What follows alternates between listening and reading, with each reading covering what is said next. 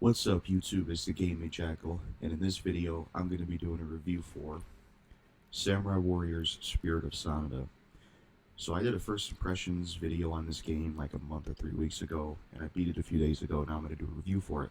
This review will contain spoilers, but I will give quick thoughts spoiler free.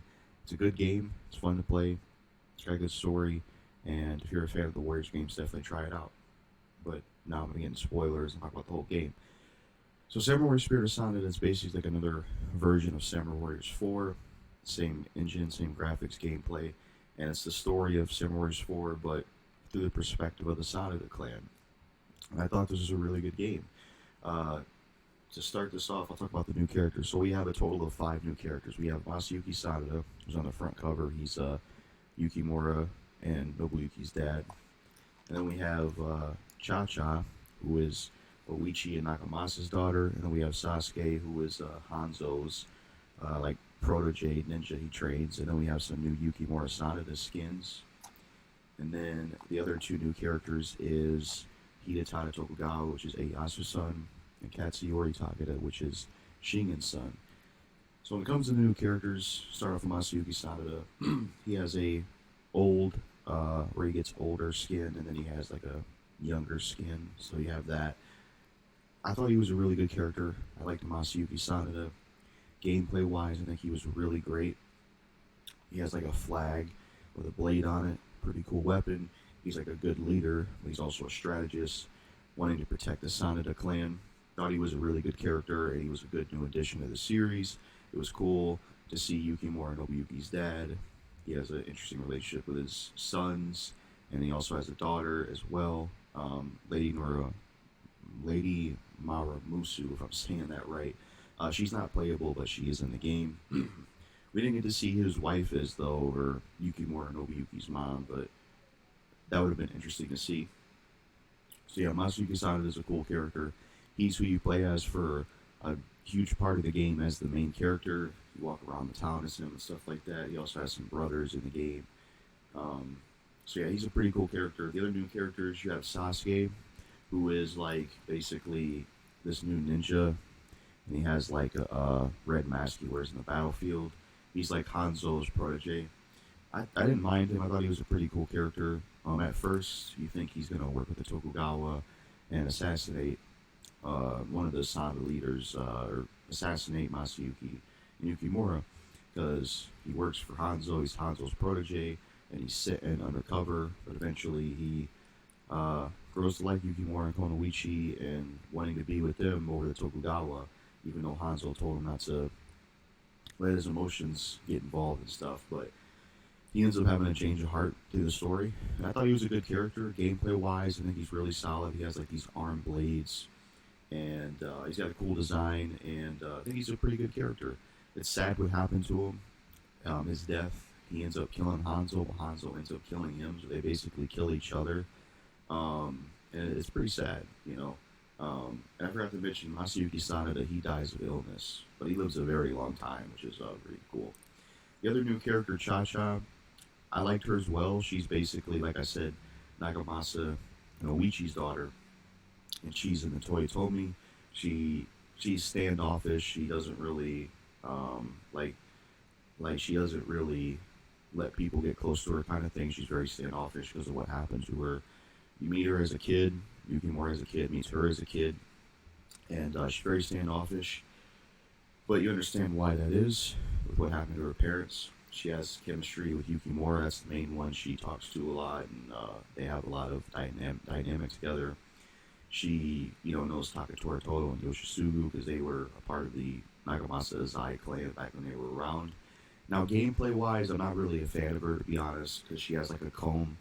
And this is something I have an issue with a lot of female characters in Dynasty Warriors and Samurai Warriors. They need to give more female characters spears, halberds, swords, stuff like that.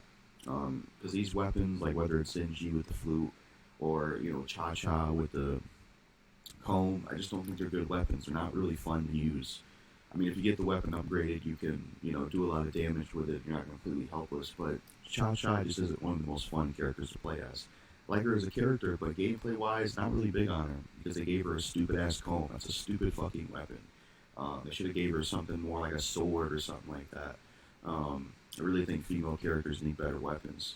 But yeah, I like Cha-Cha. Um, then the other two new characters, you have Hidetada Tokugawa, which he's a pretty cool character. He has a cool character design. He was trained by Minoru Yagu. He's good gameplay wise with the sword. He will speak out a lot of times and speak his mind. He'll get criticized for it by other characters in the clan he's in, which is the Tokugawa clan.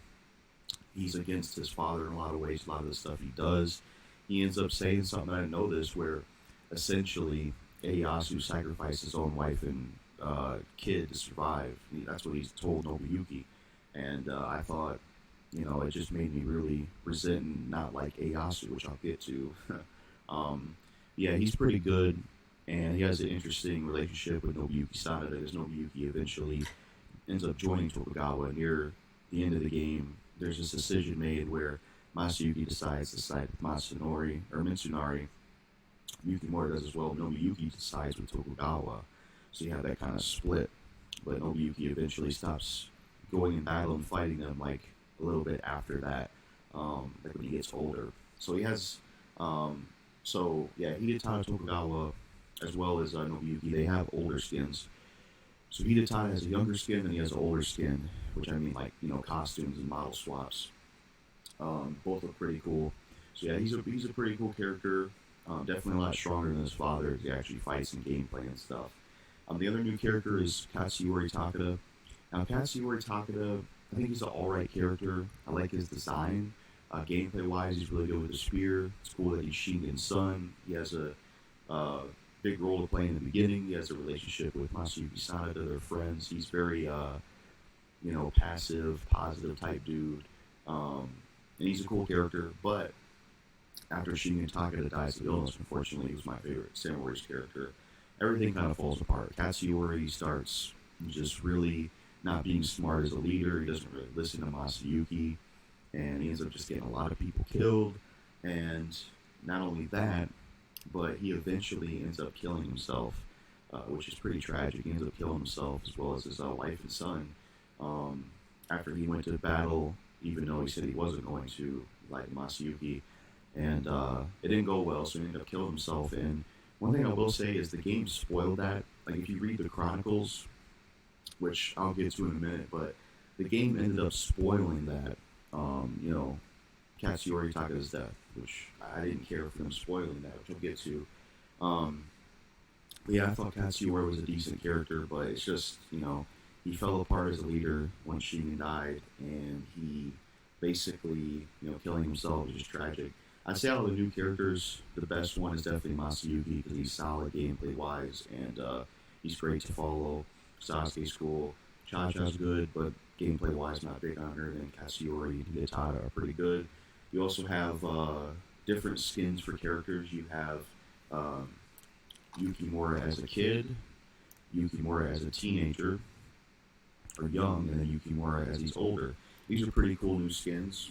For Yukimura as a kid, you have like a wooden stick. And then Yukimura as a young, you have the spear. And it's a pretty cool design with the short hair. And then you have the adult Yukimura, who's a fucking badass with the beard. And he gets like new combo attacks in the game, which is pretty cool. And a different Musu with that one. And then you have Nobuyuki Sanada, who has a who has a kid version. And then he has a, an old version. So when it comes to the plot of Samurai Warriors Spirit of Sanada, it's basically like the story of Samurai Warriors, feudal Japan. It goes through the stuff with Shingen and Kenshin, Shingen going against Ieyasu, the death of Shingen, eventually the death of Kenshin, also the stuff with Nobunaga's death, being assassinated or being betrayed by Mitsuhide. You have the stuff Ieyasu with Mitsuhide and Hideyoshi. You have the stuff with Yujiyasu Hojo going against Shingen. You have Hideyoshi taking over, going against Ieyasu. Hideyoshi ruling for a while. Then eventually, when he dies from illness, Ieyasu and Mitsunari going at it. Then eventually, it's just Ieyasu and his clan versus Yukimura and their clan. That's the general story told from the perspective of the Sanada, with a lot more depth, a lot more stuff opened up because of certain things to do with the game. Like, for example, some of the new features in Spirit of Sanada. There is a town you walk around in this game. You can talk to NPCs. You can get information in something called Sanada Clan Chronicles. And basically, the MacBook went dead on me, so I had to do that real quick to make it come back on. But anyways, in the town, you can essentially, walk around and talk to people. You can fish. You can go to a dojo where you can train officers, level up characters, get more time to explore stages, which is another thing I'll get to. You can do side quests. There's some side quests in the game which are pretty cool to do. They're just like, get something for somebody, or kill somebody, or make a medicine for somebody. So you got cool side missions. You can give gifts to people, and they'll give you gifts back. Some of them, if you max out your friendship bond with them, they'll come with you on the exploring stages. So the talent and gift thing definitely reminds me of Dynasty Warriors 7, Warriors Orochi 3, and it's pretty cool being able to walk around the town, talk to certain characters. For the most part, you're controlling Masayuki, sometimes Yukimura as a kid, and then at one instance Konoichi, sometimes Cha-Cha, but the main ones you walk around the town in is Masayuki and then eventually Yukimura Sanada. You have certain towns. You have Sanada main castle, Sanada's homeland, then you have Ueda Castle, which is the later Sanada castle. You have Osaka Castle, which is Hideyoshi's. You have small camps like Azuchi and, places like that. Then you also have exploring stages, which is various stages you play over and over again. You get material on these stages, and you fight like just regular enemies, like regular peons and swordsmen and bowmen, and like sumo wrestlers and stuff like that. And you get material on these stages, and you get this material, and this material basically lets you, it's basically material like use it for farming, because there's farming in the game and you get stuff for it. You get material to sell, treasure to sell for money, to max out and upgrade weapons, to, for other ways to give gifts to people. The exploring stages also have goals and missions you can do, like kill 10 speedy supply troops, collect this amount of material and stuff like that. So the exploring stages are pretty cool. You can extend the time once or twice at the dojo. And then, of course, you have the regular story and the stages. You also have side stages as well. Sometimes when you advance through the story and the chapters, you have side stages to play of other things that were going on. Like, one of the ones that was really cool is, I think this was during... this might have been around the time Katsuyori was taken over and Shingen had died, where you play as Kenshin and the Uesegi, and you hold off against Katsui, and Kenshin and Uesegi basically demolished this Oda clan. That was a pretty cool stage. And then eventually Kenshin died after illness, unfortunately. So you have side stages. So gameplay-wise, it's pretty solid. It's basically the hack and slash gameplay. And you got hyper attacks in there. Hyper attacks are combo attacks, regular attacks, combo attacks, Musu attacks. You also have the Spirit Rage system, which goes all the way to level 5, where you can keep it going as long as you keep attacking, but it eventually does go down. And it has a different Musu with it. So that's pretty cool. I can't remember if that was in the other Samurai Warriors 4 or not, especially with the 1, 2, 3, 4, 5 levels you can get with the Rage. Let me know in the comments. I haven't played the other SW4s in a while. But gameplay-wise, it's really good and really fun. A lot of the characters are fun to use. You have the horse system. You have items you can equip.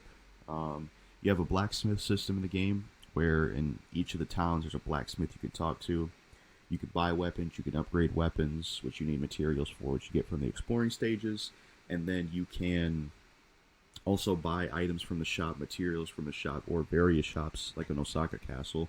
You also have vaults, where you can view like music, you can replay past battles, you can look at some of the event scenes you unlock and stuff like that.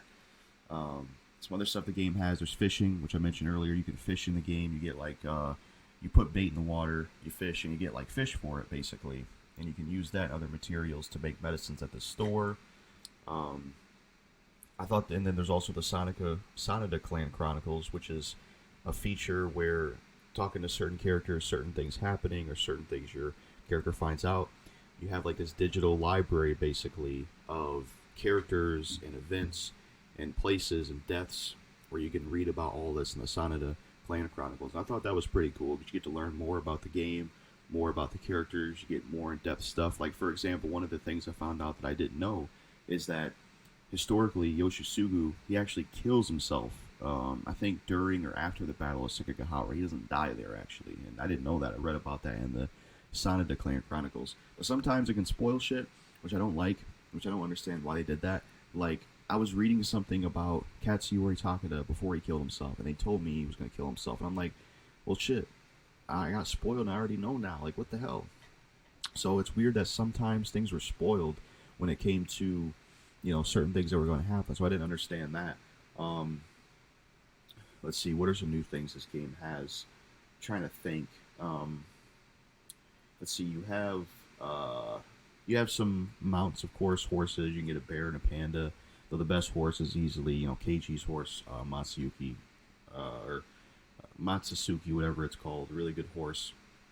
To talk about some of the negatives with the game and some of my issues with Samurai Spirit of Sanada, the first thing I want to talk about that I have a huge issue with this game, maybe it would have been too much for them to do this because it's such a huge game and there's so much going on, but I really wish there were some choices in Samurai Spirit of Sanada and there was some what-if stuff where you can change the outcome of stuff, because pretty much, for the most part, Tokugawa and Ieyasu end up winning, and the characters you're playing as, a lot of them just end up dying and losing, and I just wasn't, I didn't like that, because when, playing this game, you're playing for the perspective of Sanada, not Tokugawa, and I was rooting for the Sanada, I was rooting for Yukimura and Mitsunari, I was like, fuck Ieyasu, fuck Tokugawa, I'm on Team Yukimura, and, I loved how, despite the death of Mitsunari, which sucks, I wish you could have changed that outcome of Sekigahara,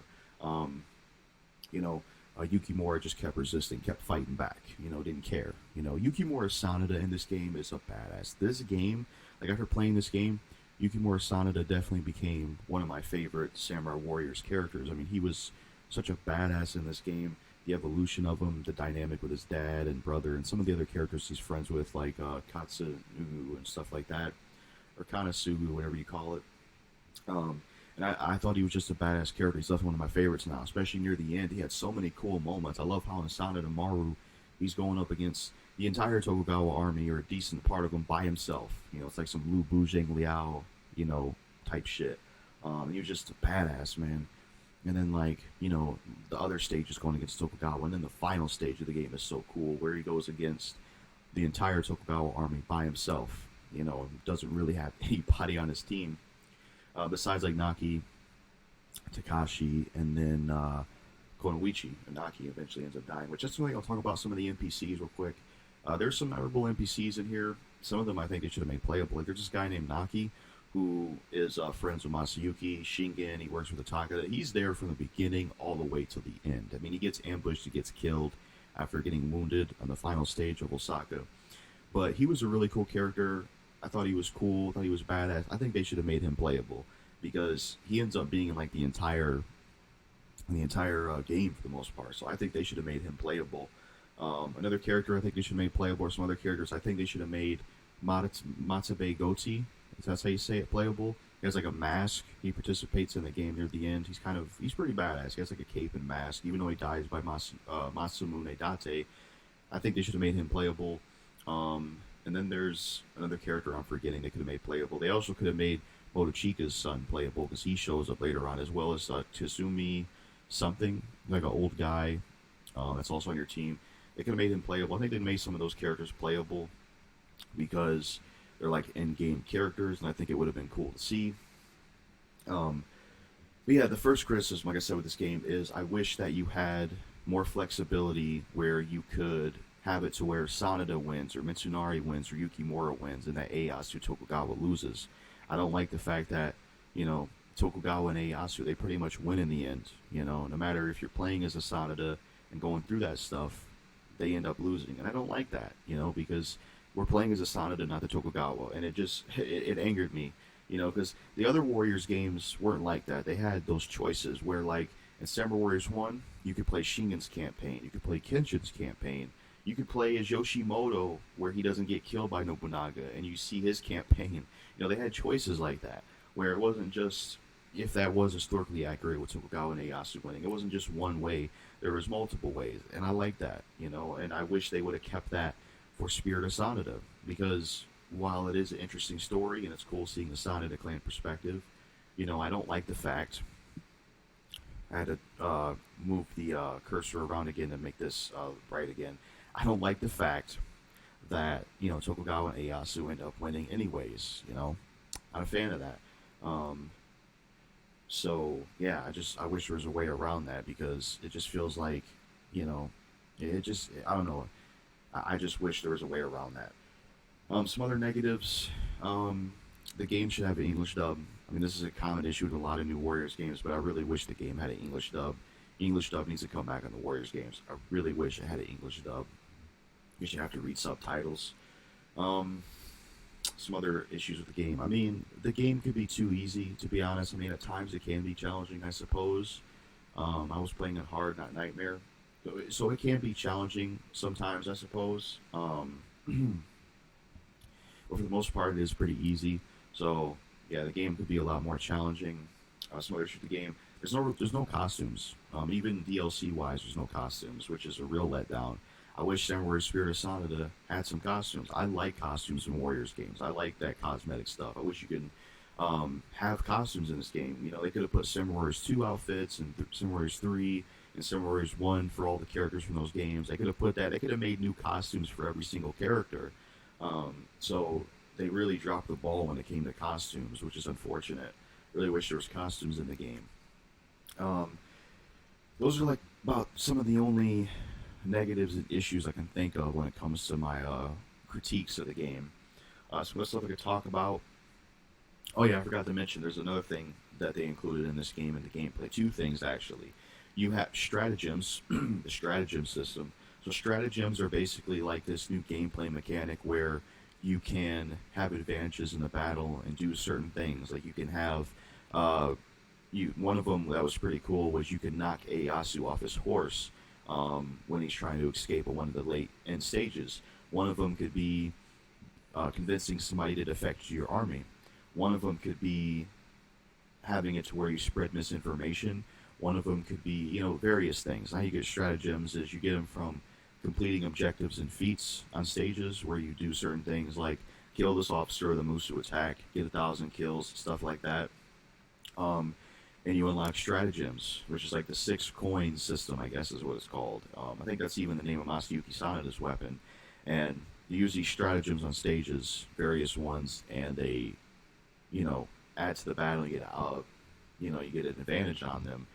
You also can get stratagems from talking to certain characters in the camp, and when your character says, I should write about this in the Chronicles, you also get stratagems that way. So they're pretty cool. I like that mechanic. Another new mechanic I thought was really cool in Samurai Spirit of Sanada is instead of having a timer system like the Warriors games usually had, you have a day and night system. You have a dynamic day and night system where some stages are at nighttime and some stages are at daytime, or they go from night to day or day to night. And I thought that was pretty interesting and a pretty cool mechanic. I liked that. There's a compass in the corner of the screen, and I thought it was a nice change up. And I like how there's differences between the two. Like at nighttime, there's no red zones, but there's night assault captains that will come after you. You can't see the battlefield as much. And then at daytime, you can see the battlefield, but there's red zones. You got to take out the standard bearers. There's also certain, feats where you got to beat the game before it becomes night, or beat the game before the sun rises, and stuff like that. So I thought the day and night system was pretty cool. There's also kind of a weather system at times. Like sometimes the game, it's in the fall, or it's in the winter, or it's in the summer. And certain stages, specifically the exploring stages, have sort of different stuff on them. In the exploring stages, you can talk to certain NPCs there. They're just like dialogue that pops above their head, though. Nothing really major. You have the campaign, and then you have the epilogue once you beat the campaign, which is a little bit extra to the story. You replay as Nobuyuki and walk around and talk to people. Yeah, I'm trying to think about what other stuff I could say about the game. But yeah, overall, I enjoyed. I don't think there's anything I could think of saying extra. But overall, I enjoyed Samurai Spirit of Sanada. I thought it had a really interesting story. Seeing the Shingen Kitchen stuff, the Nobunaga stuff, and then the stuff with Ieyasu and Hideyoshi. The stuff with Magawichi going against Nobunaga. The stuff with the various Sanada clan characters. The stuff with Hideyoshi ruling over the land, and eventually Ieyasu Mitsunari, and then near the end of the game, Ieyasu Tokugawa going up against Yukimura Sanada and the clan. So the story's interesting, the gameplay's really fun, the graphic style is really good, the music in the game's pretty good as well. Some really good songs in there. Some of my favorites that stuck out to me, I liked the song that plays on the final stage, the Osaka Summer Campaign. Just an epic song, really fits the mood. I like the Sekigahara theme a lot. I like Naomasa's theme, Faith, that's really good. I like the Mitsukuhara theme, that's a really awesome song. The Nagashino theme is really good as well. I like the Twin Cherry Blossom Sanada Maru song, that's a really good one. So you got some really solid songs in there, but the music for the most part is really good. All the characters are fun to use. You have all the characters in there. Most of them, there's some I don't care for, like, Cha Cha is one of them, for example.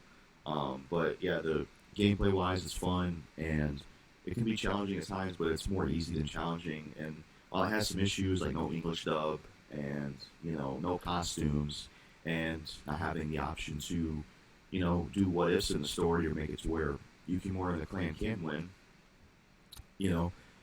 other than that, it is a pretty solid game, and I enjoyed it overall. If you're a fan of the Warriors games, I definitely recommend this game. It's very solid, one of the best ones they made, and it's just a nice game you can get invested in. You can spend a lot of time on, doing the exploring stages. There's like 15 chapters, and it's, you have stages and side stages that you'll be playing, but you have the concept of walking around the town and talking to people, and the Sanada Clan Chronicles, and the side missions you can do, and it just really expands the game. It makes it a lot, longer and stuff, which is really nice. And it's just a solid game overall. I enjoyed the story. And it's a really good game. And there's a lot of sad moments in there. Like Shingen's death was sad, dying from illness, because he's my favorite Samurai Warriors character. Masayuki dying was sad. Sasuke dying was sad. Katsuyori killing himself, Masayuki finding out, that was sad. The fall of Yukimura when he charges in last battle by himself and he comes back wounded and dies on the steps. That's pretty sad too, because he was a fucking awesome character, definitely the strongest warrior in the series. I mean, the feats he accomplished were incredible. And yeah, there's definitely some sad moments. Hideyoshi's death, Toshie's death. There are some things they could have put in the game though that I don't know why they didn't have. Like, for example, when Masayuki dies, you don't really get a death scene with him, which was odd to me because he was like the main character you played as in the game for a while. So he doesn't really have a death scene. What's his name? I feel like you don't really get Nobuyuki's reaction or get to see what he thought of his father dying. It feels like that was kind of just not really addressed.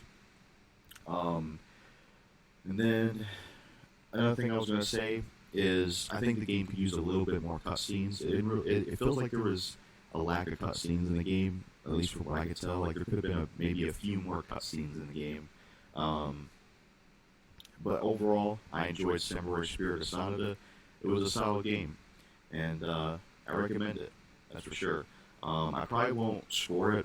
That's probably something I won't do anymore. I'm not going to give scores for games or anything, because it's just confusing, because it's like you could list, like, how does the scoring system work, right? You list multiple things, and then you list negative things, but how do you really make sense of the score? So I'll just say it's good, or it's bad, or it's in the middle, but really good game, recommend it. One more thing I forgot to mention, there's weapon proficiency in the game, where you can take weapons from F to A, and you can level them up and add stuff to them, upgrade weapons. The DLC weapons are pretty cool, I have those. I think those are kind of recommended, because certain new characters you play as, they don't, you only have their base weapon without any upgrades, which that's one of the nitpicks I had is, whenever new characters shows up in the game, you can't get their DLC weapon until you play as them after the stage is done. That kind of annoyed me. I don't know why they did that. Because certain stages I had to replay more than once because they were just too weak to get all the objectives done. Yeah, good game overall. If you played Samurai Spirit of Sanada, let me know what you thought of it. It's a solid game. And they need to do this for Dynasty Warriors. Having a Samurai Warriors game from the perspective of the Sanada clan, they need to do this for Dynasty Warriors. I would love to see something like this, but for Dynasty Warriors.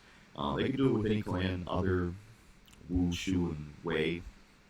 But I think the best choice and the one that would probably be the best to do is Wei. Talk about, or, showcase Wei's side, and specifically, Cao Cao, because, they could do Wu, they could do Shu, but the thing with Cao Cao is we don't really know who his dad is, we don't really know who his wife is, and they could expand upon him as a kid, him growing up, his dad, his wife, the stuff with his sons, his cousins, his friendship with Xiahou Dun. There's just a lot they could do. They were to do this for Dynasty Warriors, and I really wish they would. I think that would be awesome to see. So much potential there. I would choose Wei because, like, you could do the most with them, especially with the Jin stuff. You could do Wu, but they kind of already expanded that with all Sun Jian and his sons. You still could do that. They could do Shu, but I feel like there isn't as much story to tell. Maybe because Liu Bei doesn't have a ton of sons and cousins, but sorry. I'm using Streamlabs to record this, and for a few times it went black, so I had to make it come back on. I don't feel like redoing this recording because I recorded this review on another software and there was no audio, and I'm just glad I finally got this done. So yeah, that's my review for Samurai Warrior Spirit of Sanada. Anyways, that's it for this review.